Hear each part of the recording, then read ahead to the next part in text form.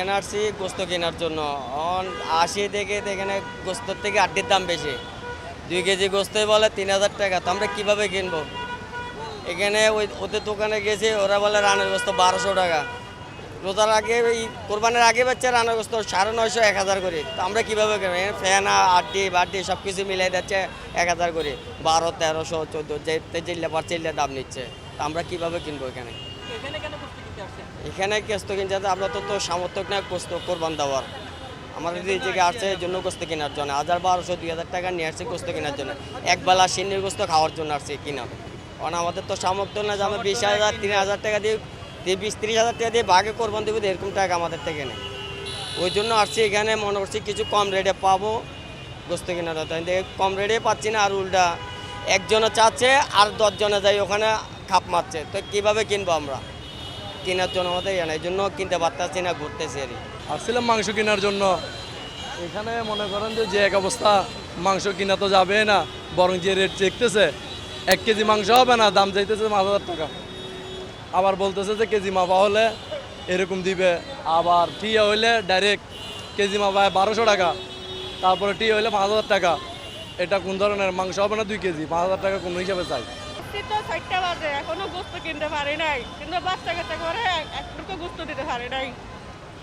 এখনো দাম 3000 10,000 12,000, ধরেন 2-3 কেজি হবে ওরকম করে বিক্রি করতে চাই, কিন্তু আমরা তো ওরকম কিনতে পারি না।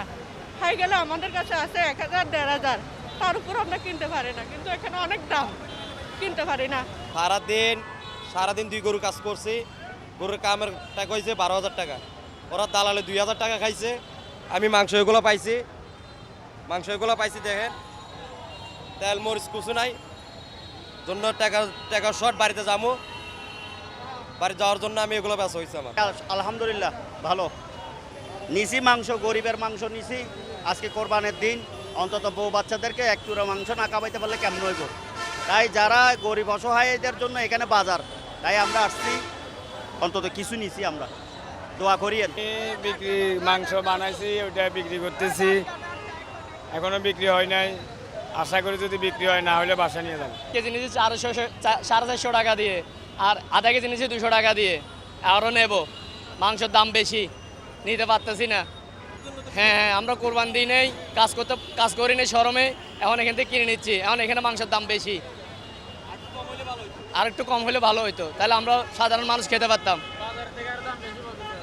এখানে বাজারে বেচতেছে 800 টাকা, এখানে বেচতেছে 1 কেজি 1200 টাকা। কি করে নেব বলেন? মাংস কিনতে আসছি তো, তো এখানে মনে করছি দাম কম, তাই এখানে এসে দেখি আমাদের মতন গরিবরা মাংস কিনে খেতে পারে না, তাই এখানে মনে করছি দাম কম, তাই মাংস কিনতে এখানে আসছি। দাওনাহাট ব্রিজের তলা আসছি, এটাই, আর কিছু না।